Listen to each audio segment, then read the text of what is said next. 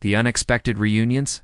Sophia Blackwell smoothed her charcoal pencil skirt and adjusted her crisp white blouse as she stepped out of her car.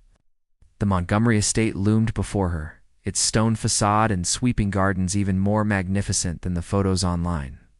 Perfect for a dream wedding, her wedding, though no one knew that yet. "Ms. Blackwell?"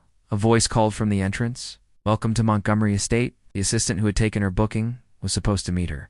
Not ... Sophia froze. Man approaching her was not the assistant she'd corresponded with, but the owner himself, Julian Montgomery. 6 years older, but unmistakable with those hazel eyes that had once looked at her with such tenderness. "Julian," she whispered, then cleared her throat. "Mr. Montgomery?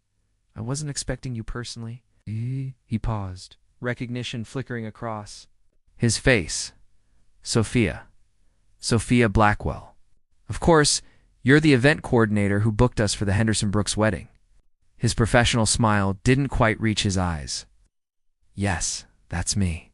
Blackwell Events." She extended her hand, willing it not to tremble. "I didn't realize you'd be handling this personally." Julian's handshake was brief, formal. "I oversee all major events at the estate now, especially when they're booked with such ... discretion." The emphasis wasn't lost on her. She'd been careful to book through her company name, keeping the bride's identity confidential, even from the venue, standard practice for high-profile clients. She'd claimed, "My client values privacy," she said evenly. "Naturally, though I admit I'm curious why you never mentioned our acquaintance when booking. It's been 6 years, Julian." "I didn't think it relevant to a business transaction." His eyes narrowed slightly. 6 years, 3 months, and 17 days, but who's counting? There was an edge to his voice that made her stomach tighten. "Follow me. I'll show you the venue." Options. As they walked through manicured gardens and elegant reception halls, Sophia maintained her professional demeanor while her mind raced. This wasn't how it was supposed to happen. Julian was supposed to be at his London office, not here walking beside her, his cologne bringing back memories she'd fought to suppress. "And here's our premier ceremony location," Julian said, gesturing to a stone pavilion overlooking the lake. "Your mystery bride will have quite the dramatic entrance down these steps." Sophia imagined herself in her ivory gown, walking down those very steps toward Daniel, her fiancé. While Julian watched, not knowing it's perfect, she said softly. "Your enthusiasm is noted." He studied her face. "Tell me, does the groom appreciate how much work you put into making someone else's day special?" "Daniel understands my dedication." "Daniel." Something flickered in Julian's eyes. "You're my fiancé," she answered, watching his reaction carefully. "Congratulations." His tone was unreadable. "It's funny, I never pictured you settling down." The irony almost made her laugh. People change, Julian. Sometimes they discover what truly matters. Her phone buzzed, a text from Olivia, her babysitter. "Emma's asking when Mommy's coming home." Sophia tucked her phone away quickly, but not before Julian caught a glimpse of her lock screen, a smiling 5-year-old girl with familiar hazel eyes. "Cute kid," he remarked casually. "Relative?" "My daughter," Sophia replied, heart pounding. "She's the center of my world." Julian's expression softened momentarily. "I didn't know you had a child." "There's a lot we don't know about each other." "Any more?" she said quietly. "Now, about the catering options." Buried truths. Julian Montgomery couldn't sleep. The face of Sophia's daughter haunted him. Those hazel eyes, so familiar, yet he couldn't place why. He paced his study at 2 a.m., bourbon in hand, staring at the estate grounds where, in 8 weeks, Sophia would orchestrate another couple's happiness. Their own had slipped through his fingers years ago. Their partying had been abrupt. One day planning a future together in his Chicago apartment, the next she was gone with only a brief note. "We want different things. I'm sorry. No forwarding address. All calls unanswered." He'd buried himself in expanding Montgomery estates. Internationally, convinced her ambition had simply outweighed whatever they'd shared. Now she was back, engaged with a child who appeared to be around 5 years old. 5 years, the glass nearly slipped from his hand. "That's impossible," he muttered. But the math was undeniable. Their breakup, Sophia's mysterious departure, the timing. The next morning. Sophia arrived with her wedding planner's portfolio, looking perfectly composed in a pale blue dress that brought out the sapphire in her eyes. If she noticed the dark circles under Julian's eyes, she didn't mention them. "I've prepared several reception layouts for review," she said briskly, spreading floor plans across his desk. "Before we start," Julian interrupted, "tell me about your daughter." Sophia's hand stilled. "Emma isn't relevant to these arrangements. Humor me. How old is she? 5? Almost 6 in December?" Her voice was controlled, professional. "December 12th, Julian pressed. The color drained from Sophia's face. "How did you know that? 'Cause that's exactly 9 months after you left." "Me." Julian's voice was quiet. "Dangerous. Is she mine, Sophia?" The silence between them stretched, heavy with unspoken truths. "She has your eyes," Sophia finally admitted, shoulders dropping, "and your stubbornness." Julian collapsed into his chair. 6 years. You kept my daughter from me for 6 years. "Didn't know I was pregnant when I left," she said quickly. "I found out 2 weeks later, and by then, double quotes, by then what? You couldn't pick up a phone, send an email? Hey Julian, congratulations, you're going to be a father?" You made it very clear children weren't in your plans, Sophia shot back. "Remember? Kids would just get in the way of building an empire." Your exact words? "That was before what? Before you knew?" It's convenient, Julian. She gathered her floor plans with trembling hands. "I did what I thought was best for everyone. Best. For me, would have been knowing my daughter exists." "Lower your voice," Sophia hissed. "This is exactly why I didn't tell you. Your temper, your priorities, none of it was compatible with raising a child." Julian ran his hands through his hair. "Does she know about me? All she knows her father lives far away, running hotels? That's all. Daniel has been in her life since she was 3. She calls him Dan. The knowledge that another man had been raising his child felt like a physical blow. And this? Daniel, he's good to her?" Sophia's expression softened. Very. He coaches her soccer team, builds her science projects. He loves her and you. "Does he love you?" Her eyes flickered. "We have a good partnership." "That's not what I asked. It's what you're getting," she replied firmly. "Now, do you want to discuss these layouts, or should I work with your assistant instead?" Julian studied her, the woman he'd once planned to spend his life with. Now a stranger with his eyes looking back at him from a child he'd never met. "Does Emma know you're getting married here? She thinks it's a castle from her storybooks," Sophia said, a small smile touching her lips. "You'll be the flower girl." The thought of seeing his daughter for the first time at Sophia's wedding to another man made Julian's chest tighten painfully. "I want to meet her. Before the wedding." "Julian, I don't think it wasn't a request. Sophia, she's my daughter." Sophia studied him, weighing something in her mind. "I'll think about it. But this stays between us for now. Emma doesn't need her world turned upside down right before the wedding. And what about her world after? When you're married to Daniel and... I'm just... What? The man who owns the castle? We'll figure it out," Sophia promised, though her voice lacked conviction. "One step at a time." As she turned to leave, Julian called after her. "Does he know Daniel?" Sophia paused at the door, not turning. "Around no? No one knows, except my sister." Then softer. "I'm sorry, Julian. I truly am." After she left, Julian opened his laptop and searched father's rights while the bourbon bottle beckoned from across the room. The wedding planner's dilemma. Sophia sat in her car outside Emma's school. 40 minutes early for pickup, trying to calm her racing thoughts. Julian knew. After years of careful planning, of building a life where Emma would never feel unwanted, everything was unraveling. Her phone buzzed with a text from Daniel. "Venue confirmed? Excited to see it this weekend?" Her stomach dropped. Daniel was flying in from his business trip, expecting to tour their wedding venue. With Julian there.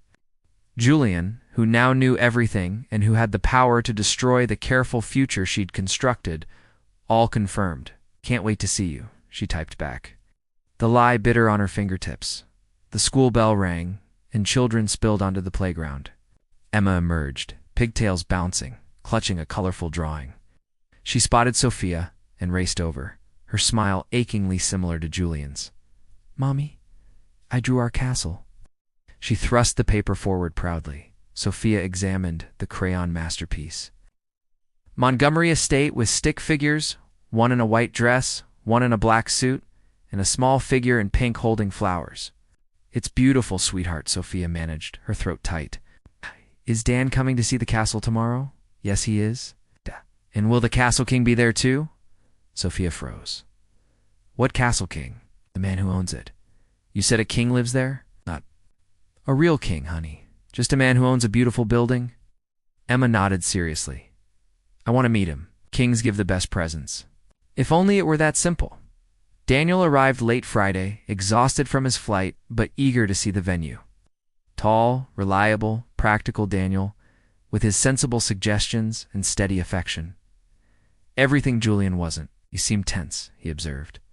As they drove toward Montgomery Estate, it's just wedding stress, Sophia deflected, and Emma's been asking questions about her father again.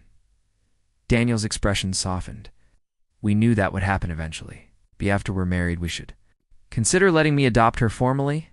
The suggestion, once comforting, now filled her with panic. "Let's get through the wedding first." At the estate, Julian awaited them, impeccably dressed and coldly professional. If Daniel noticed the tension crackling between them, he didn't. Comment: "Mr. Patterson, welcome to Montgomery Estate. Sophia has excellent taste. This venue is our crown jewel." As Julian led them through the grounds, he maintained perfect composure, though his eyes constantly returned to Sophia with unspoken questions. She could feel her carefully constructed world tilting dangerously. "What do you think of the pavilion for the ceremony?" she asked Daniel, desperate for normality. "Spectacular," Daniel agreed, "though I'm curious why you chose this place. So far from our families." Before she could answer, Julian interjected smoothly. Sophia mentioned it was where her parents honeymooned.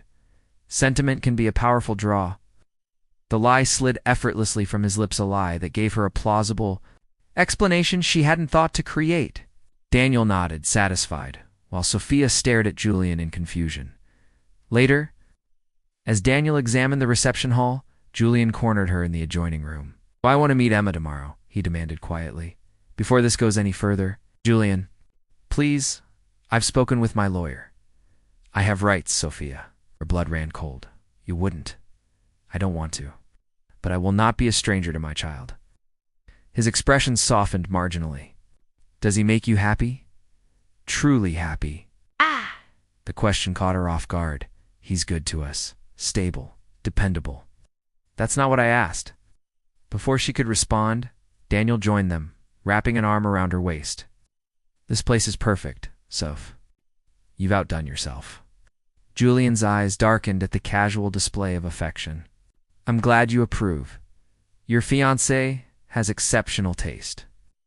The double meaning hung in the air between them. As they prepared to leave, Julian handed Daniel his card. "If you need anything at all, don't hesitate to call," Daniel said. "We're taking Sophia's daughter to the Children's Museum tomorrow. Perhaps you'd join us for lunch after? I'd love to pick your brain about the international hotel business." Julian's gaze locked with Sophia's, triumph glinting in his eyes. "I'd be delighted." Sophia felt the ground shifting beneath her feet. Tomorrow Julian would meet Emma, and nothing would ever be the same again. The revelation, the Children's Museum buzzed with weekend activity. But Julian noticed only the little girl with hazel ices is examining a bubble display with scientific precision. Emma wore her dark hair in two neat braids, her small face screwed up in concentration as she adjusted the mechanisms to create bigger bubbles. His heart constricted painfully. She had Sophia's determined expression, but his analytical approach. She was perfect and a complete stranger. "Mr. Montgomery," Daniel greeted him, extending his hand. "Glad you could join us." Julian tore his gaze from Emma. "Please, call me Julian." Sophia stood slightly apart, tension visible in her rigid posture. "Emma," she called softly, "come meet Mommy's colleague." Emma approached cautiously, studying Julian with disconcerting intensity. "Are you the Castle King?" Julian knelt to her level, swallowing the emotion, threatening to overwhelm him. I suppose I am. And you must be Princess Emma, she giggled. I'm not a real princess. Could have fooled me, he replied, fighting the urge to touch her cheek, too. Search for more pieces of himself in her features. You have eyes like mine, Emma observed with a child's directness. Daniel laughed awkwardly. Kids say the darndest things. But Julian saw the panic flashing across Sophia's face. Great minds. Think alike, he told Emma, then pulled a small box from his pocket. Castle kings always bring gifts for princesses. Inside was a delicate silver bracelet with a castle charm. It's just like our wedding castle, Emma exclaimed, then caught herself. Mommy's wedding castle. That's too expensive. Sophia protested. Nonsense, Julian countered. Consider it a wedding gift. Over lunch, Julian watched Emma color while fielding Daniel's questions about hotel management. All the while, his mind calculated, planned, reevaluated. This decent man had been raising his daughter, loving her, while Julian hadn't known she existed. Excuse me? Sophia suddenly interrupted. Emma needs the restroom. As they left, Daniel leaned forward. I know. What? Julian froze. Know what? About Emma? That she's yours. Daniel's voice remained conversational, but his eyes were hard. Sophia doesn't know I figured it out. The timing, the resemblance, her evasiveness about Emma's father. I'm not a fool. Julian studied the man across from him. Yet you're marrying her anyway. I love them both. I've been there for the nightmares, the school projects, the doctor visits. Where were you? I didn't know, Julian said through gritted teeth. Would it have mattered if you did? Daniel challenged. Sophia told me about your ambitions, your priorities. She left because you made it clear a family would hold you back. The accusation struck home with painful accuracy. People change. Convenient timing, Daniel remarked. 3 weeks before our wedding, before Julian could respond, Sophia returned with Emma. One look at their expressions, and she knew something had shifted. What's going on? She demanded quietly. Just getting acquainted with Julian, Daniel said evenly. Emma, ready for the dinosaur? Exhibit. As Daniel led Emma away, Sophia confronted Julian. What did you say to him? Nothing he didn't already know. Figured it out, Sophia. About Emma. God, the color drained from her face. That's impossible, is it? She has my eyes, my expressions. He's known for some time. Sophia sank into her chair. This can't be happening. The wedding is in 3 weeks, Julian said softly. Are you sure it's what you want? What I want. Her laugh held no humor. What I want is for my daughter to be happy and secure. Daniel gives us that. And what about? Love? Do you love him? Love doesn't pay bills or provide stability. It could, Julian countered, with the right person. Their eyes met across the table, years of unspoken words hanging between them. The right person? Sophia whispered bitterly. The one who said children would ruin his 5-year plan? Or the one who's been there for every scraped knee and bedtime story? Before Julian could answer, Emma ran back, eyes wide with excitement. Mommy, Dawn says we can have ice cream at the castle tomorrow. Can we please? Sophia looked from her daughter to Julian, then to Daniel, approaching behind her. The 3 people who defined her past, present, and uncertain future, converging in one impossible moment. We'll see, sweetheart, she managed. We'll see. Rewritten vows, the morning of the wedding dawned clear and perfect. Montgomery Estate gleamed in the early light, staff bustling to prepare for the afternoon ceremony. In the bridal suite, Sophia stood alone in her underwear, her wedding dress, still hanging untouched on the door. 3 weeks had passed in a blur of awkward negotiations and painful truths. Daniel had admitted knowing about Emma's paternity for over a year. Julian had promised not to pursue legal action if allowed regular visits. Emma remained blissfully unaware of the adult's complications, excited about the castle wedding and her new bracelet from the Castle King. Everything was settled, reasonable, civilized, and Sophia had never felt more lost, A knock at the door preceded her sister Vanessa's entrance. "You're not dressed? Guests arrive in 2 hours." "I can't do this," Sophia whispered. Vanessa sighed. Sitting beside her, cold feet or something more, Daniel knew about Julian being Emma's father. All this time, he knew and never said anything. "Because he loves you both. I know. He's a good man, but—" Sophia met her sister's gaze. "But when Julian looks at me, I remember what it feels like when your heart beats so hard you think it might break your ribs. And Daniel, safety, comfort, friendship. Those aren't bad foundations for marriage," Vanessa pointed out. "No, they're not." Sophia touched her wedding dress, fingers tracing the delicate beadwork. "But are they enough?" Another knock interrupted them. Julian stood in the doorway, looking harried.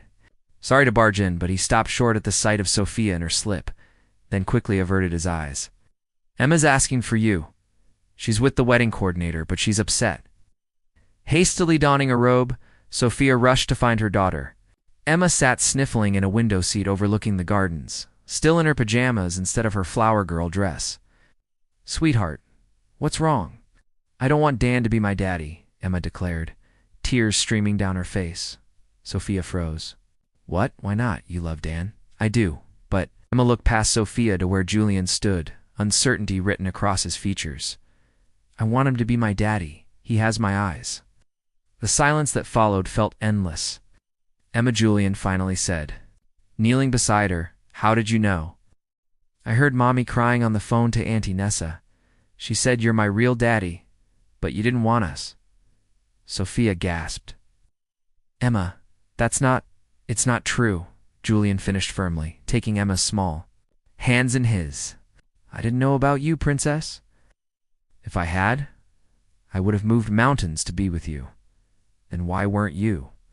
The simple question demanded a complex answer. Julian looked to Sophia, who nodded slightly. "Because grown-ups make mistakes," he explained, "big ones. I made your mommy think I didn't want a family, and she was trying to protect you from feeling unwanted. Do you want me now?" Emma's voice was small but hopeful. "More than anything in the world," Julian answered, his voice breaking. Emma turned to Sophia.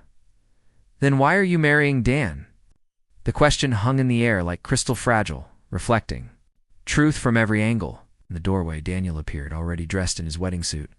From his expression, Sophia knew he'd heard everything. "'Cause your mom deserves someone who puts her first," Daniel said, approaching slowly. "Who cherishes both of you." "Don," Sophia began, but he shook his head. "It's okay, Soph. I've watched you these past weeks. The way you look at him when you think no one's watching." He smiled sadly. "That's not how you look at me." "I do, love." "You," she insisted, "as a friend. As Emma's Dan, but not as your husband." He kissed her forehead gently. "I think I've always known." Emma looked between the three adults, confusion giving way to understanding beyond her years. "Are you sad, Dawn?" Daniel knelt beside her. "A little, but I'll be okay." "Will you still come to my soccer games?" "Try and stop me, kiddo." Outside guests were arriving, unaware that the wedding they'd come to witness was unraveling. "Hush." Sophia looked from Daniel to Julian to Emma, her past, her might have been her future. "What do we tell everyone?" she whispered. Julian took her hand. "Cautiously, that's your decision. All of this is useless." She studied him, the man who had once been her everything, who was now Emma's father, who looked at her with hope and regret and love so palpable it filled the room. "Do you still want what you wanted 6 years ago?" she asked. "Your empire? Your 5-year plan?" "I want my family," he answered simply. "Everything else is negotiable." 3 hours later, guests murmured in confusion as Daniel walked alone to the front of the assembled crowd. "Thank you all for coming," he announced. "There's been a change of plans. Today isn't about a wedding after all." From the back, Emma appeared, still in her flower girl dress, happily scattering petals. Behind her walked Sophia and Julian, hand in hand, not as bride and groom, but as something more honest, a family finding its way back together, not the ending anyone had expected, but perhaps the beginning they all needed.